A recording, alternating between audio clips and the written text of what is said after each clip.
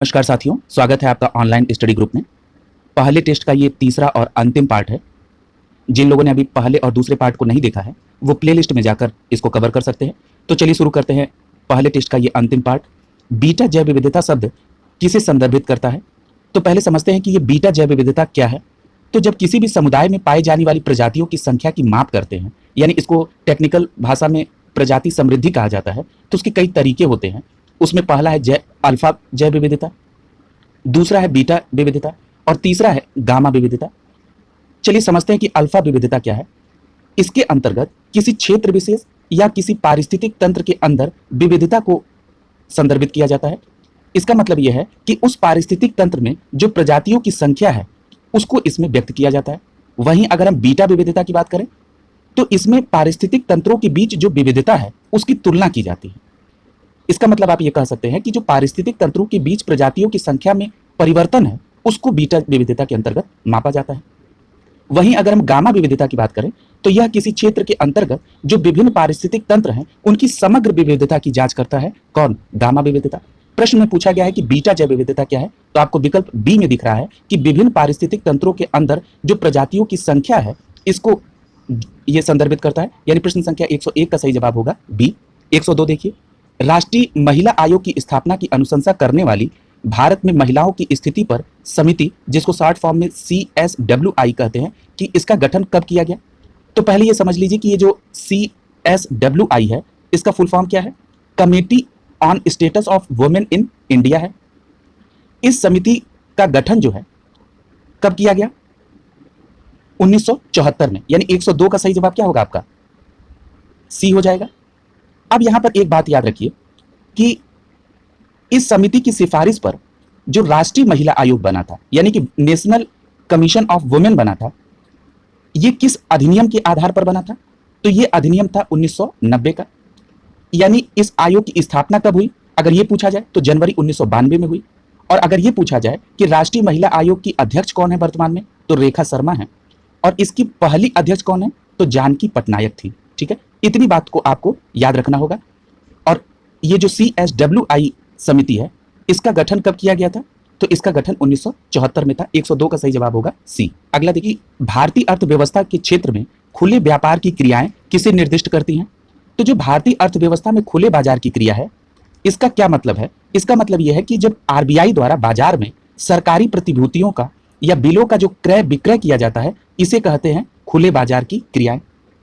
अब यदि RBI प्रतिभूतियों को बेचता है तो बाजार में मुद्रा की मात्रा में कमी होती है। इसके द्वारा RBI साख संतुलन स्थापित करता है। ठीक है, ये कारण होता है। यानी 103 का आपका सही जवाब क्या होगा? ए हो जाएगा, RBI द्वारा सरकारी प्रतिभूतियों के क्रय एवं विक्रय पर।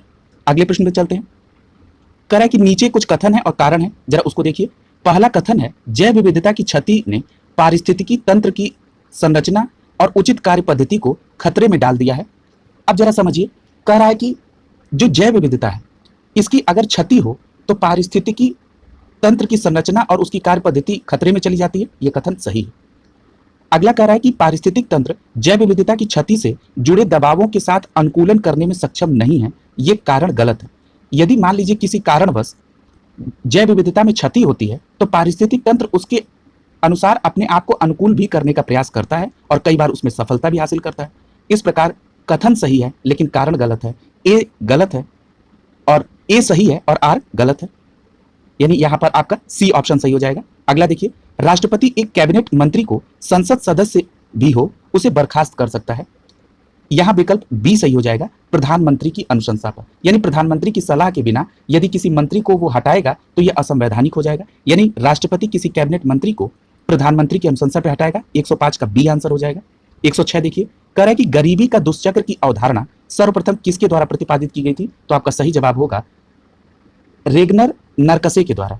यानी यहां पर विकल्प ए सही हो जाएगा। इनका पूरा नाम क्या था? रेगनर नरकसे, यानी नर्क के द्वारा। यानी ए ऑप्शन सही हो जाएगा। अब ये समझिए कि गरीबी का दुष्चक्र क्या है।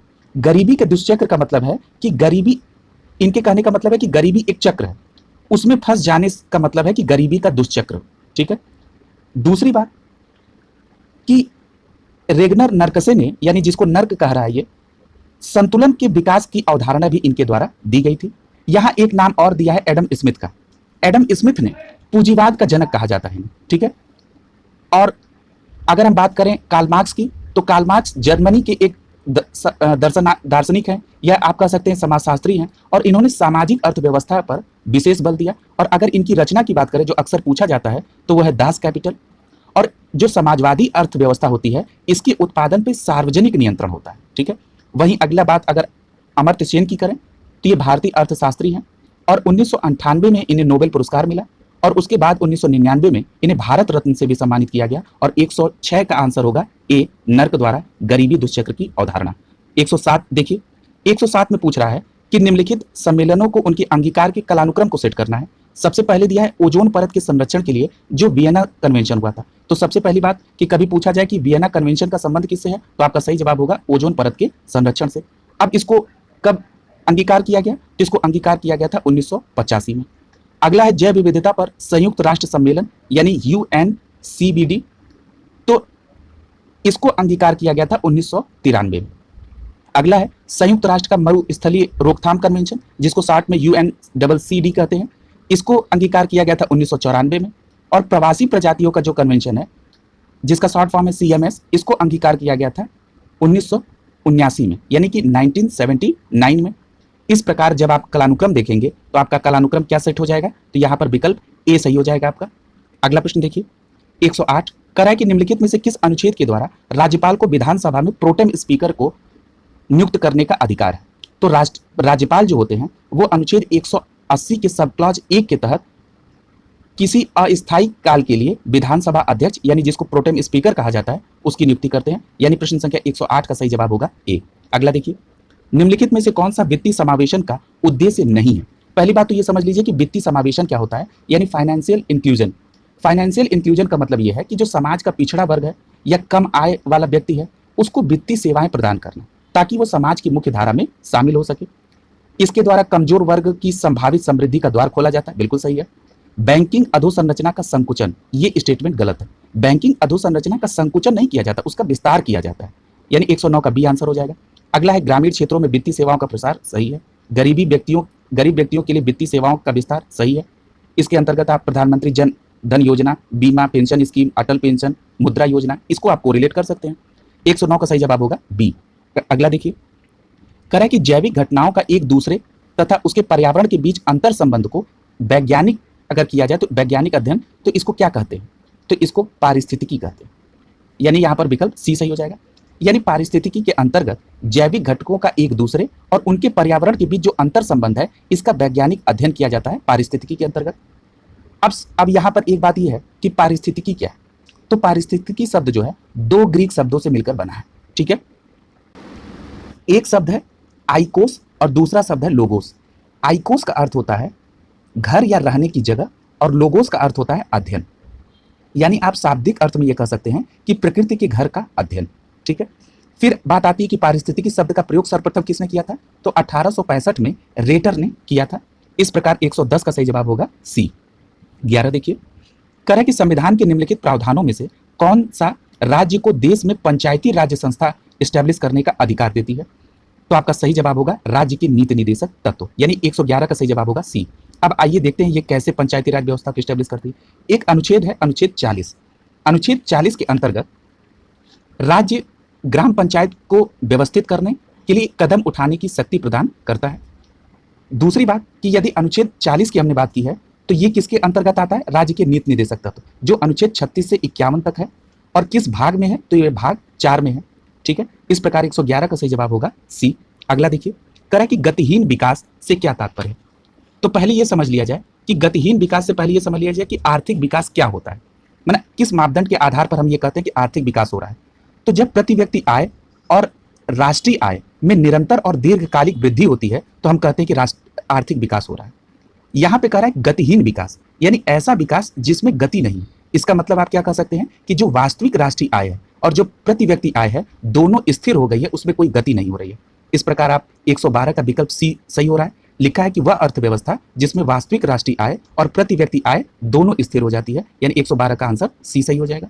अगला देखिए, कह रहा है कि निम्नलिखित में से कौन सा मेघ ओजोन क्षरण से संबंधित है। तो याद रखिएगा कि ध्रुवीय समताप मंडली जो मेघ होते हैं जो कि शीतकालीन ध्रुवीय समताप मंडल में 15,000 से 25,000 मीटर की ऊंचाई पर पाए जाते हैं और इसमें जल, नाइट्रिक एसिड और सल्फ्यूरिक एसिड मौजूद होता है। इसी कारण से ये ध्रुवीय ओजोन क्षरण के लिए जिम्मेदार होते हैं। यानी प्रश्न संख्या 113 का सही जवाब क्या होगा? बी हो जाएगा। अब ये ध्रुवीय समतापी मंडल क्यों ओजोन क्षरण करते हैं, हमने इसको भी देख लिया, क्योंकि इसमें नाइट्रिक एसिड, सल्फ्यूरिक एसिड और जल होता है। 113 का सही जवाब होगा बी। 114 देख लीजिए, राष्ट्रीय बाल अधिकार संरक्षण आयोग की स्थापना कब की गई थी? तो सही जवाब होगा 2007 में। अब प्रश्न उठता है कि इसकी स्थापना किसके द्वारा की गई थी? तो आपका जवाब होगा कि बाल अधिकार संरक्षण आयोग अधिनियम था 2005। इसके तहत राष्ट्रीय बाल अधिकार संरक्षण आयोग, जिसको national committee for protection of child right या NCPCR कहते हैं, इसकी स्थापना 2007 में हुई। ठीक है, तो यहां प्रश्न और क्या बन सकता है? कभी इंडिविजुअल भी पूछ सकता है आपसे कि बाल अधिकार संरक्षण आयोग अधिनियम कब से संबंधित है, तो आपका जवाब होगा 2005। और ये पूछ दे कि इसके तहत आयोग का गठन कब किया गया? 2007 में। इस प्रकार ये आयोग कैसा संगठन है? सांविधिक संगठन है। क्यों? क्योंकि संसद के अधिनियम के द्वारा इसकी स्थापना की गई। 114 का सही जवाब होगा डी। अगला देखिए 115, करें कि निम्नलिखित में मानव विकास सूचकांक के आयाम क्या क्या है? तो मानव विकास सूचकांक की अगर बात करेंगे तो मानव विकास सूचकांक को मानव जीवन के स्तर को मापने के लिए एक वैश्विक पैमाने के तौर पर देखा जाता है। और मानव विकास सूचकांक के बारे में जो सबसे पहले बताया वो 1990 में एक पाकिस्तान के अर्थशास्त्री थे जिनका नाम था महबूब उल हक। इनके द्वारा इसको विकसित किया गया। इसमें 3 आयाम है। कौन कौन से? प्रति व्यक्ति सकल राष्ट्रीय आय, जीवन प्रत्याशा और शिक्षा। इसको कई बार पूछा गया है। और एक बात और पूछी जाती है कि जो मानव विकास सूचकांक है ये किसके द्वारा प्रकाशित किया जाता है? तो आपका सही जवाब होगा UNDP यानी यूनाइटेड नेशन डेवलपमेंट प्रोग्राम, जिसको हिंदी में संयुक्त राष्ट्र विकास कार्यक्रम कहते हैं। इतनी बात को आपको याद रखना होगा। यदि हम 2020 के मानव विकास सूचकांक को देखें तो भारत का 189 देशों में 131वां स्थान था। और यदि हम 2018 के सूचकांक से तुलना करें तो एक स्थान की गिरावट आई और पहले स्थान पर नॉर्वे है। इतनी बात को आपको इस प्रश्न में कोरिलेट करना होगा। 115 का सही जवाब हो जाएगा डी। ये तीनों शामिल हैं इसमें। अगला देखिए, करा कि पर्यावरण के संदर्भ में निम्नलिखित कथनों में से कौन सा सही है? पहला दे रहा है कि पर्यावरण किसी भी जीव के चारों ओर के सभी जैविक और अजैविक अवयव, प्रभाव और घटनाओं का सम्मिश्रण है। यह कथन बिल्कुल सही है। यानी कि जो पर्यावरण का मतलब क्या है कि जब जीव के चारों ओर जो भी जैविक और अजैविक हैं उनकी जो प्रभाव और घटनाएं हैं, उनका जो इफेक्ट है, उसी को हम पर्यावरण कहते हैं। यानी ये पहला कथन सही है। दूसरा कह रहा है कि भारत में पर्यावरण संरक्षण अधिनियम 1980 में पारित किया गया। ये स्टेटमेंट गलत है। क्यों? क्योंकि भारत में पर्यावरण संरक्षण अधिनियम 1986 में पारित किया गया। और अगर वैश्विक लेवल पे बात किया जाए तो ये स्टॉकहोम सम्मेलन जो 1972 में हुआ था, इसके निर्णयों को लागू करने के लिए इसको 1986 में लाया गया। ठीक है, इतनी बात को आप याद रखिएगा। ठीक है, यानी कि पर्यावरण संरक्षण के लिए अगर वैश्विक सम्मेलन कौन सा भी आपने पढ़ लिया, स्टॉकहोम सम्मेलन जो 1972 में हुआ था। यहां पर पहला कथन सही है लेकिन दूसरा गलत हो जा रहा है। यानी पूछ रहा कौन सा सही है, तो आपका जवाब होगा केवल ए। यानी आपका 116 का सही जवाब होगा ए। 117 देख लीजिए, कह रहा भारत में नियंत्रण एवं महालेखा परीक्षक, जिसको CAG कहते हैं, का कार्यकाल होता है। तो सबसे पहले ये समझ लीजिए कि भारत के नियंत्रण एवं महालेखा परीक्षक का किस अनुच्छेद में वर्णन है, तो 148 में है। दूसरी बात कि इनकी नियुक्ति राष्ट्रपति द्वारा होती है और इनका जो कार्यकाल होता है वो 6 वर्ष या अधिकतम 65 वर्ष की आयु जो भी पहले पूरी हो जाएगी ये अपने पद से हट जाएंगे। यानी 6 वर्ष, यानी विकल्प सी सही होगा यहाँ, 6 वर्ष या अधिकतम 65 वर्ष। ठीक है, 117 का सी। अगला देखिए, करा है कि गिफिन गुड्स उन उत्पादों से संबंधित होते हैं। ये गिफिन गुड्स क्या है? गिफिन गुड्स का मतलब ये है कि वे वस्तुएं जो मांग मूल्य की वृद्धि के साथ बढ़ती है, यानी कि जिसकी मांग जो है वो मूल्य की वृद्धि के साथ बढ़े। सॉरी, इसका मतलब यह कि यहाँ पर विकल्प ए सही हो जाएगा। यानी गिफिन गुड्स वो गुड्स हैं, यानी वो वस्तुएं हैं जिनकी मांग जो है मूल्य की वृद्धि के साथ बढ़ती है। इसका मतलब है कि इसमें उपभोक्ता अपनी आय का बहुत बड़ा भाग व्यय कर देता है। 118 का सही जवाब होगा ए। 119 देख लीजिए, करा 2 या 2 से अधिक विविध पारिस्थितिक तंत्रों के मध्य जो संक्रमण क्षेत्र होता है उसको क्या कहलाता है? यानी कह रहा है कि मान लीजिए कि 2 या 2 से अधिक पारिस्थितिक तंत्र हैं और उनका जो बीच का जो संक्रमण क्षेत्र, यानी जिस पर सभी पारिस्थितिक तंत्रों का अपना स्थान है, उसको क्या कहते हैं? तो उसको कहते हैं इकोटोन, या हिंदी में इसको कहते हैं संक्रमिका। ठीक है, यानी इकोटोन याद रखेंगे तो सही रहेगा। अगर हम उदाहरण समझे इकोटोन का तो आप मैंग्रोव वन को ले सकते हैं जो समुद्री और स्थलीय पारिस्थितिक तंत्र के मध्य एक इकोटोन के तौर पर स्टैब्लिश है। आप उदाहरण के लिए घास का मैदान ले सकते हैं, ज्वार नद मुख ले सकते हैं, नदी के किनारे को ले सकते हैं। यानी 119 का सही जवाब होगा सी। यहाँ एक बात और समझ लीजिएगा कि जब 2 पारितंत्र आपस में मिलते हैं तो एक विशाल विविधता तय करते हैं। इस अवधारणा को कोर प्रभाव कहते हैं, यानी एज इफेक्ट कहते हैं। ये भी कई बार पूछा गया है। यानी 119 का सही जवाब होगा सी। 120 देख लीजिए, कह रहा है भारतीय संविधान में मौलिक कर्तव्य को किस संवैधानिक संशोधन द्वारा शामिल किया गया? तो यानी जो भारत में संविधान में मौलिक कर्तव्य है वो 42वें संविधान संशोधन 1976 के द्वारा भाग 4A में शामिल किया गया। इसके अंतर्गत जो अनुच्छेद है वो 51A है और वर्तमान में 11 मौलिक अधिकार हैं। और यदि हम बात करें कि इसके पहले कितने मौलिक अधिकार थे तो 10 मौलिक अधिकार थे। एक मौलिक अधिकार बढ़ाया गया 86वें संविधान संशोधन 2002 के द्वारा। ये किस अनुच्छेद में बढ़ा? तो 51A के सब क्लास के रूप में इसको बढ़ाया गया, जिसमें माता पिता या संरक्षक को 6 से 14 वर्ष के बच्चों के लिए शिक्षा का अवसर देने का कर्तव्य बताया गया है।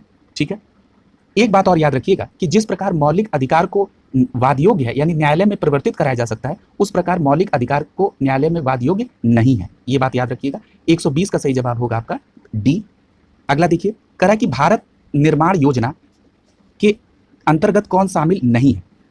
तो जो ये भारत निर्माण योजना है इसकी शुरुआत 2005-6 में हुई और इसका उद्देश्य क्या है? इसका उद्देश्य है कि ग्रामीण क्षेत्र की बुनियादी ढांचे को मजबूत करना। अब भाई बुनियादी ढांचा कैसे ग्रामीण क्षेत्र का मजबूत होगा? इसके लिए 6 घटक निर्धारित किए गए, जिसमें सड़क है, आवास है, सिंचाई है, जल आपूर्ति यानी पेयजल की व्यवस्था, दूर संचार है और विद्युत है। तो इसमें कौन सा शामिल नहीं है? इसमें तो यहाँ पे ग्रामीण स्वच्छता शामिल नहीं है। इस प्रकार प्रश्न संख्या 121 का जवाब होगा ए। 122 देख लीजिए, करा निम्नलिखित में से स्वस्थानीय संरक्षण का उदाहरण नहीं है। तो पहले ये समझ लीजिए कि स्वस्थानीय संरक्षण क्या होता है। तो जब जीवधारियों के संरक्षण की व्यवस्था के लिए 2 तरह की रणनीति अपनाई गई कि कैसे जीव प्रजातियों के संरक्षण किया जाए। तो पहला किया गया स्वस्थानीय संरक्षण और दूसरा है बाह्य स्थानीय संरक्षण। जो इन सीटू है, इंग्लिश में इन सीटू कहते हैं यानी स्वस्थानीय संरक्षण है, इसके अंतर्गत प्रजातियों को उनके प्राकृतिक आवास में यानी उनके पर्यावरण में ही संरक्षित करने की विधि को ही इन सीटू कहते हैं यानी स्वस्थानीय संरक्षण कहते हैं। अब इसका उदाहरण क्या क्या है? जैसे जैव मंडल भंडार या राष्ट्रीय उद्यान जो बनाए जाते हैं, वन्य जीव अभ्यारण्य, आरक्षित वन, संरक्षित वन, ये सभी स्वस्थानीय हैं यानी जो प्राकृतिक आवास है प्रजातियों का, वहीं पर इसको स्ट्रक्चर को डेवलप किया जाता है। ये यहाँ प्रश्न में पूछ रहा है कि स्वस्थानीय में कौन नहीं है, तो अब आपका सही जवाब क्या हो जाएगा? बोटेनिकल गार्डन, यानी 122 का जवाब ए होगा। यहाँ ये भी समझ लीजिए बाह्य स्थानीय क्या है, यानी बाहर किसी कृत्रिम आवास बनाकर जब प्रजातियों को वहां संरक्षित किया जाता है तो उसको कहते हैं बाह्य स्थानीय संरक्षण। इसके अंतर्गत इक्वेरियम आ जाता है, वनस्पति उद्यान आ जाते हैं, निम्न ताप परिरक्षण आ जाता है, डीएनए बैंक आ जाता है, चिड़ियाघर आ जाते हैं, बीज बैंक आ जाता है। ठीक है, तो इसको याद रखिएगा, यहाँ से प्रश्न आता है। 122 का सही जवाब होगा ए। 123 देख लीजिए, करा कि भारतीय संविधान में किस भाग में मौलिक अधिकार का प्रावधान है? तो याद रखिएगा मौलिक अधिकार भाग 3 में है यानी 123 का सही जवाब होगा बी। अब दूसरी बात क्या है कि मौलिक अधिकार किस अनुच्छेद के अंतर्गत आते हैं? तो अनुच्छेद 12 से लेकर 35 तक आते हैं। ठीक है, कई बार इसको इस तरह पूछा भी है। और दूसरी बात है कि वर्तमान में कितने मौलिक अधिकार हैं? तो वर्तमान में 6 मौलिक अधिकार हैं, जिसमें समानता का अधिकार अनुच्छेद 148 अनुच्छेद 14 से लेकर 18 तक। ठीक है, समानता का अधिकार आता है। दूसरा है स्वतंत्रता का अधिकार जो अनुच्छेद 19 से 22 तक है। तीसरा है शोषण के विरुद्ध अधिकार जो अनुच्छेद 23 और 24 में है। अगला है धर्म की स्वतंत्रता का अधिकार जो अनुच्छेद 25 और 28 में है। फिर 5वां है सांस्कृतिक एवं शैक्षिक स्वतंत्रता का अधिकार, तो ये है 29 और 30 में। और 6वां है संवैधानिक उपचारों का अधिकार जो अनुच्छेद 32 आता है। अब एक बात और आपको याद रखनी होगी, जो पहले मौलिक अधिकार थी उसकी संख्या 7 थी, यानी एक मौलिक अधिकार हटा दिया गया। वो कौन सा अधिकार हटा दिया गया? तो वो संपत्ति का अधिकार हटाया गया। तो हटाया गया होगा तो कोई संशोधन किया गया होगा, बिल्कुल। 44वें संविधान संशोधन 1978 के द्वारा संपत्ति के अधिकार को मौलिक अधिकार से हटा दिया गया और इसको अनुच्छेद 300A के तहत कानूनी अधिकार के रूप में वहां पे वर्णित कर दिया गया। और ये जो मौलिक अधिकार से हटाया गया संपत्ति के अधिकार को, इसके तहत 2 अनुच्छेद में परिवर्तन हुआ, एक 19 के च में और दूसरा अनुच्छेद 31 में। इतनी बात को आपको कम से कम याद रखना होगा। 123 का सही जवाब होगा बी। अगला 124 देखिए, कह रहा है कि भारत में न्यूनतम समर्थन मूल्य की सिफारिश कौन करता है? देखिए, एक्सप्लेनेशन करने का अर्थ एक ये है कि जब भी कभी आप रिवीजन करेंगे या अभी पढ़ रहे हैं तो आपको एक टॉपिक में मैक्सिमम कितना समराइज करके आप रिवाइज कर पाएं। इसीलिए तो हम प्रश्नों के द्वारा व्याख्या को देखते हैं। इसलिए कभी भी व्याख्या से भागना नहीं चाहिए और न तो जबरदस्ती ज्यादा व्याख्या में तथ्यों को इंक्लूड भी करना चाहिए। दोनों बातें महत्वपूर्ण हैं। चलिए प्रश्न संख्या 124 देखते हैं। भारत में न्यूनतम समर्थन मूल्य की सिफारिश कौन करता है? तो याद रखिएगा कि भारत में न्यूनतम समर्थन मूल्य की सिफारिश कृषि लागत और मूल्य आयोग की द्वारा होती है, यानी यहाँ पर 124 का सही जवाब क्या हो जाएगा? सी हो जाएगा। ये न्यूनतम समर्थन मूल्य क्या होता है? न्यूनतम समर्थन मूल्य के द्वारा ये डिसाइड किया जाता है कि किसी भी फसल की खरीदी इस मूल्य से कम पर नहीं होगी, या दूसरी भाषा में आप कहें तो सरकार इस बात की गारंटी देती है कि हम आपकी फसल को कम से कम इतने रुपए में परचेज कर लेंगे। अब बात आती है कि जो कृषि लागत एवं मूल्य आयोग है, इसकी स्थापना कब हुई? तो इसकी स्थापना 1965 में हुई, याद रखिएगा। इसका मुख्यालय नई दिल्ली में है। 124 का सही जवाब होगा सी। 125 देख लीजिए, कह रहा है कि हिम तेंदुए के संदर्भ में निम्नलिखित कथनों में पर विचार करिए। यह पर्वतीय पारिस्थितिक तंत्र का के स्वास्थ्य का सूचक होता है। यह बात बिल्कुल सत्य है।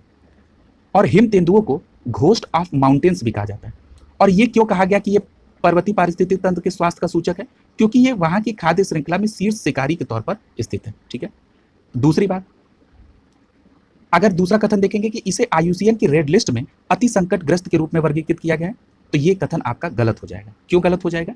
क्योंकि जो आईयूसीएन की रेड लिस्ट में अगर हिम तेंदुए को देखा जाए तो ये सुभेद्य के तौर पर यानी वनरेबल के रूप में वर्गीकृत किया गया है। ठीक है, सुभेद्य का मतलब इजिली इसको भेदा जा सके, यानी वनरेबल के तौर पर इसको उसमें शामिल किया गया, यानी कथन दूसरा गलत हो गया, पहला सही है।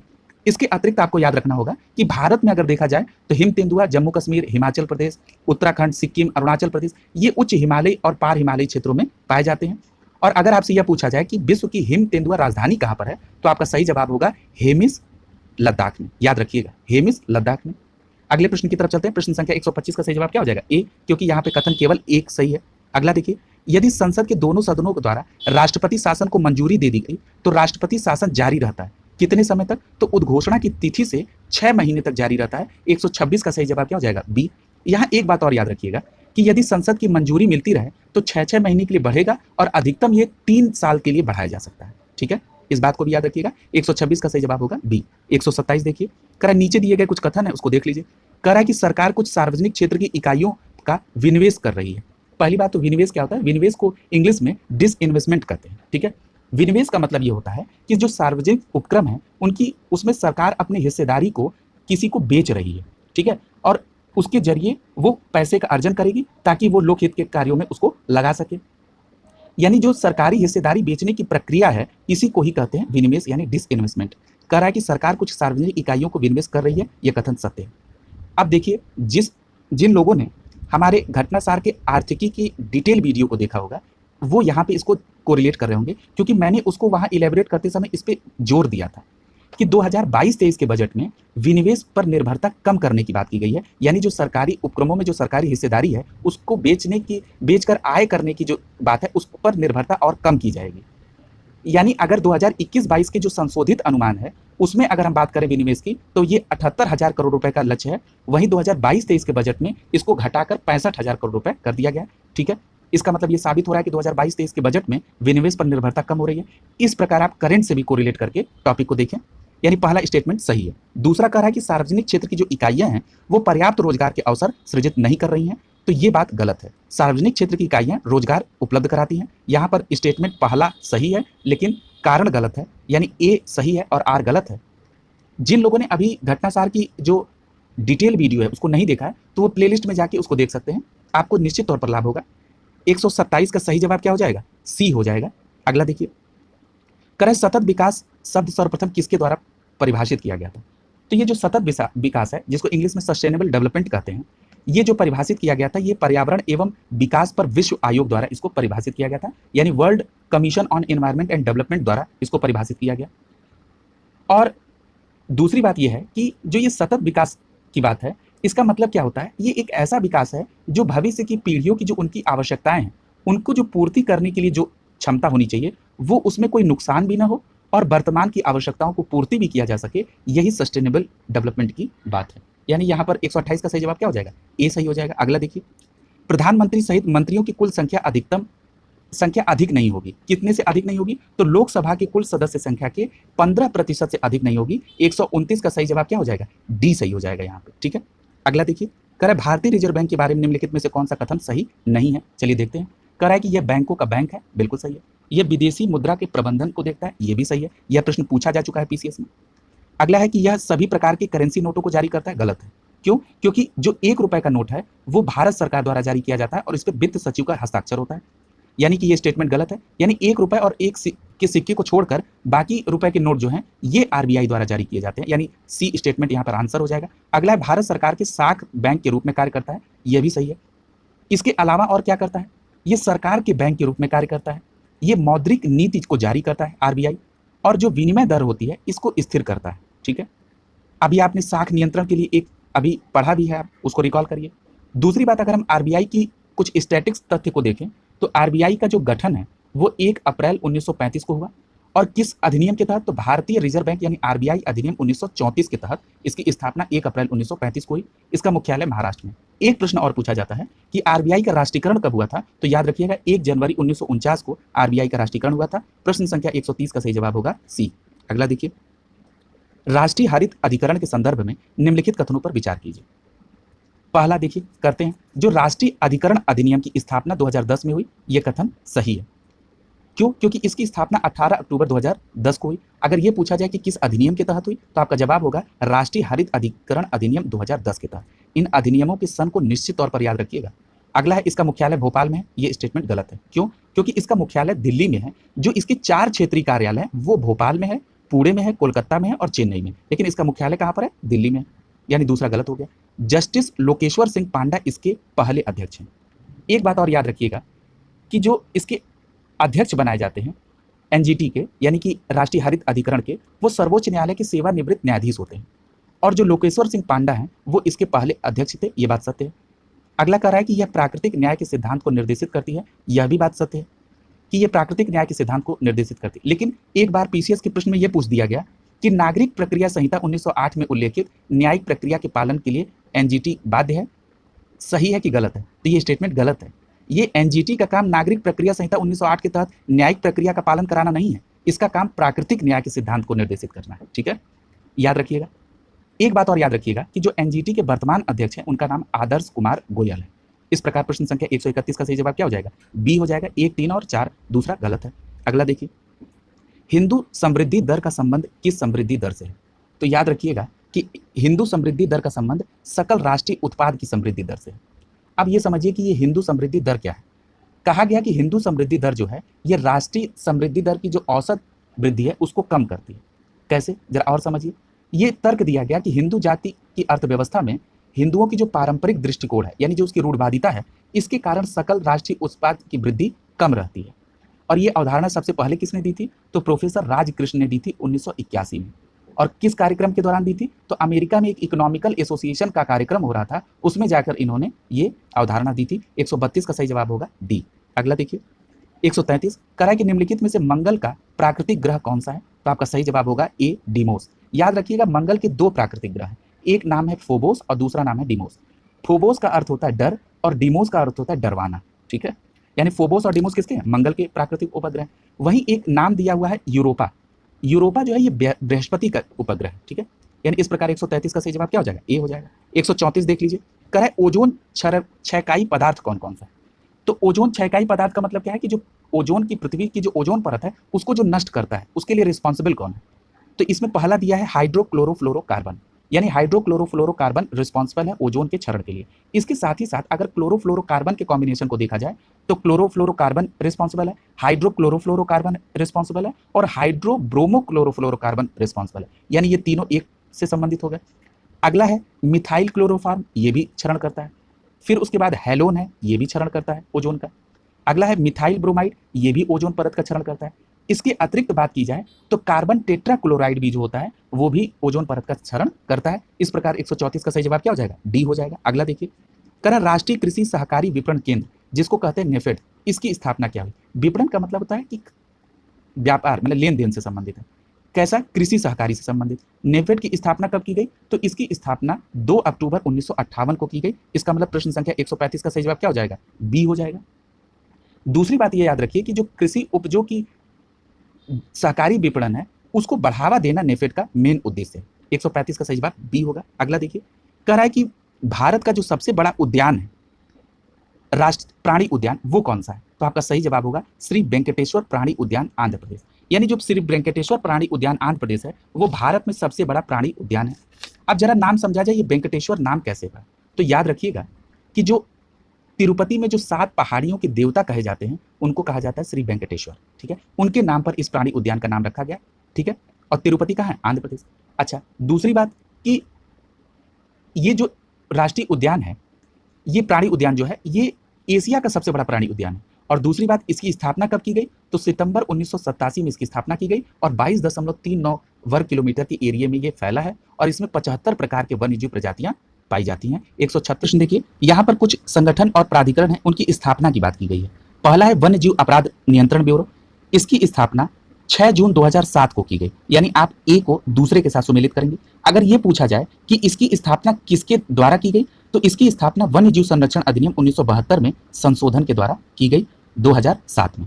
अगला दिया है, अगर इसके मुख्यालय की बात पूछी जाए तो वन्य जीव अपराध नियंत्रण ब्यूरो का मुख्यालय नई दिल्ली में है और इसकी 5 क्षेत्रीय कार्यालय हैं जो दिल्ली, कोलकाता, मुंबई, चेन्नई और जबलपुर में।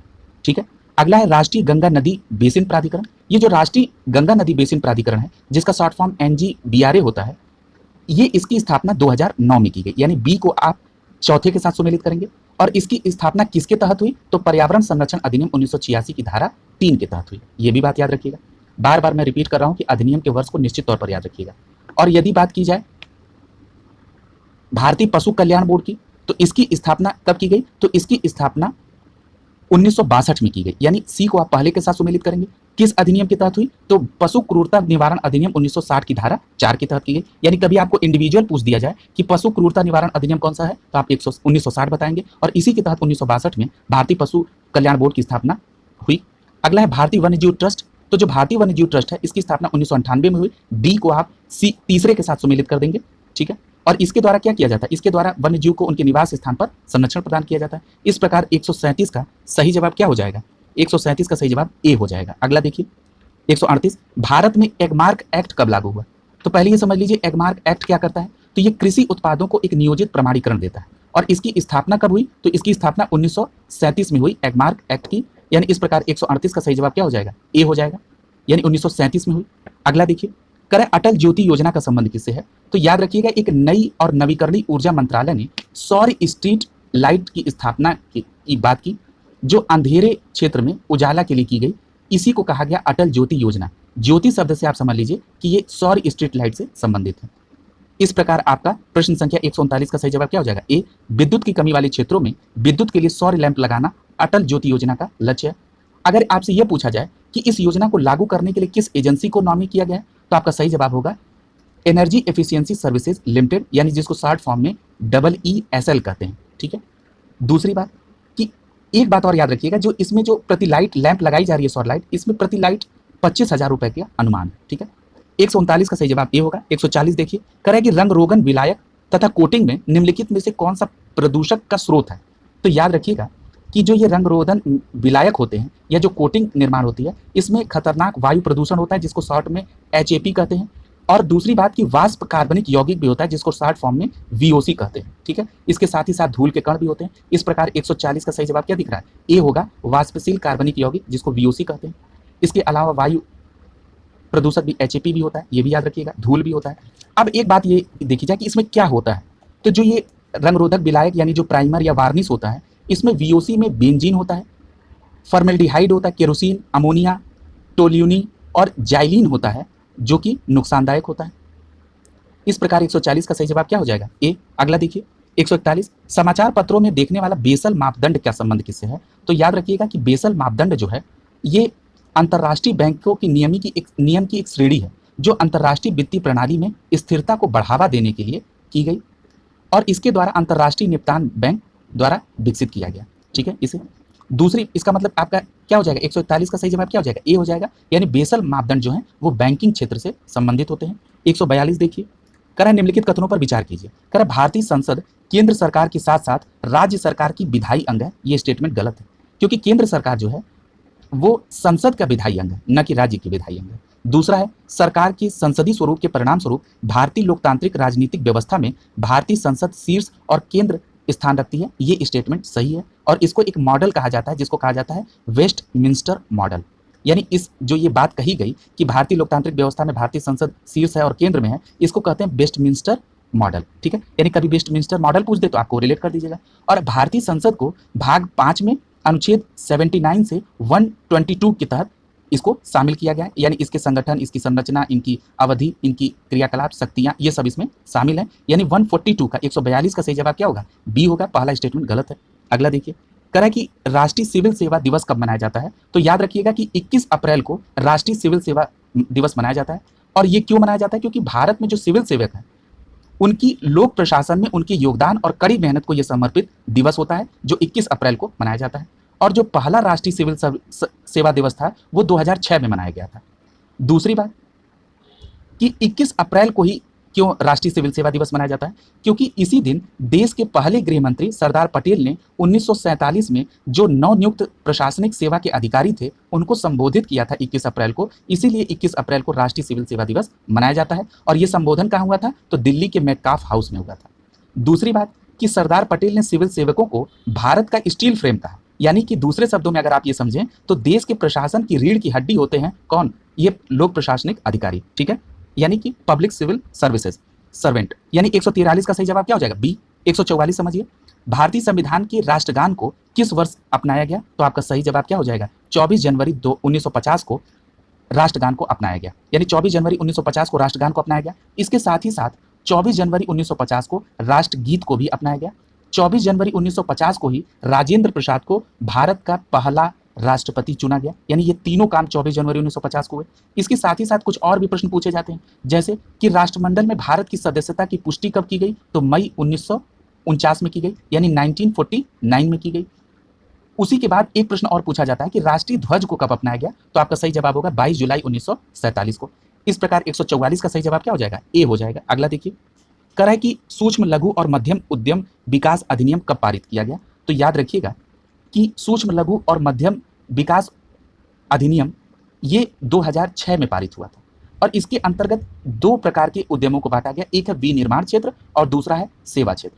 और दूसरी बात और याद रखिएगा कि हाल ही में रिजर्व बैंक ने सूक्ष्म लघु और मध्यम उद्यमों के समय से कर्ज की सुविधा को, उनकी आर्थिक स्थिति को मजबूत करने के लिए और उनकी कैसी दीर्घकालिक डेवलपमेंट का सुझाव क्या हो सकता है, इसके लिए एक 8 सदस्यीय कमेटी के गठन किया है और उसकी अध्यक्षता कौन कर रहे हैं, यूके सिन्हा कर रहे हैं, ठीक है। तो प्रश्न पूछा जा सकता है आपसे कि हाल ही में चर्चा में रहा यूके सिन्हा कमेटी का संबंध किससे है, तो आप ये कह देंगे भारतीय रिजर्व बैंक द्वारा स्टैब्लिश सूक्ष्म लघु और उद्यमों के विकास के लिए, इनके पुनरुत्थान के लिए, ठीक है। यानी 145 का सही जवाब क्या हो जाएगा, डी 2006 में। 146 देख लीजिए, भारतीय संविधान में न्यायपालिका को कार्यपालिका से पृथक करने के लिए किस अनुच्छेद में इसकी व्यवस्था की गई, तो आपका सही जवाब होगा 146 का डी, ठीक है, नहीं 146 का बी, अनुच्छेद 50 में, यानी अनुच्छेद 50 में कार्यपालिका को न्यायपालिका से पृथक करने की बात की गई। चलिए और अनुच्छेद को भी समझ लेते हैं। स्टार्ट करते हैं अनुच्छेद 51 से, जो ए विकल्प में दिया है।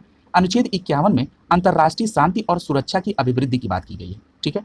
वहीं अनुच्छेद 50 अभी हमने आपको बता दिया कि न्यायपालिका कार्यपालिका पृथककरण। अनुच्छेद 49 की बात करें तो इसमें राष्ट्रीय महत्व के जो स्मारक स्थान या वस्तुएं हैं उनके संरक्षण की बात की गई। अनुच्छेद 48 में कृषि और पशुपालन के संगठन की बात की गई। इस प्रकार 146 प्रश्न को आपने 360 डिग्री में समझा और 146 का सही जवाब क्या होगा, बी, अनुच्छेद 50। अगला देखिए, करा निम्नलिखित में से कौन सा भारत का सबसे पहला जैव विविधता विरासत स्थल है, तो आपका सही जवाब होगा अमीनपुर झील। अब ये अमीनपुर झील कब है, कहाँ पर है, तो अमीनपुर झील पश्चिमी तेलंगाना में मानव निर्मित प्राचीन झील है और इसको किसके अंतर्गत इसको जैव विविधता विरासत में शामिल किया गया, तो जैव विविधता अधिनियम 2002 के तहत इसको शामिल किया गया।